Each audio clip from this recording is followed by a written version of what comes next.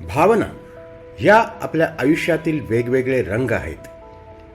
कधी विचार केला आहे की ते रंग इतके आकर्षक तरीही इतके जटिल कशामुळे बनतात? चला तर आपण ते अगदी जवळून बघूया.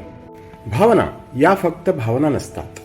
ते आपले विचार, आपल्या शरीराच्या प्रतिक्रिया आणि आपण ते कसे व्यक्त करतो यांचे एक मिश्रण आहे.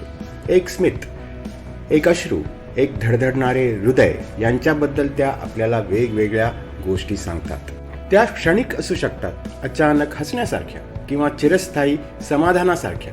टिकणाऱ्या पण असू शकतात, सौम्य किंवा तीव्र, सकारात्मक किंवा नकारात्मक, किंवा काही वेळा एक अगदी कडू मिश्रण पण बनू शकतात. पण आपल्या भावनांचे स्वरूप तरी काय असते? चला तर त्याबद्दल आणखी थोडी माहिती घेऊया.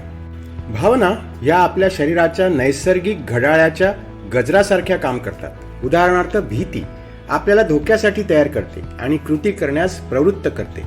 त्या आपल्या निवडींचे मार्गदर्शन करतात, आपल्याला इतरांना समजून घेण्यास मदत करतात, त्यामुळे आपण त्यांच्याशी जुडले जातो.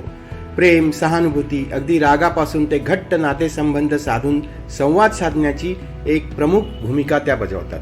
भावनांवर विचार करणे म्हणजे स्वतःची काळजी घेणे. भावना फक्त चांगलं वाटण्यापुरत्याच नसतात, त्या स्वतःला समजून घेण्याबद्दल असतात. त्यांचे व्यवस्थापन केल्याने चांगले मानसिक आरोग्य आणि समृद्ध जीवन मिळते. शेवटी पुढच्या वेळी जेव्हा तुम्ही तुमच्या भावनेच्या प्रवाहात सापडाल तेव्हा लक्षात ठेवा, ती फक्त भावना नाही आहे, तर हा आपण मनुष्य असण्याचा एक सुंदर पण जटिल असा आपल्या आयुष्याचा महत्त्वाचा प्रवास आहे.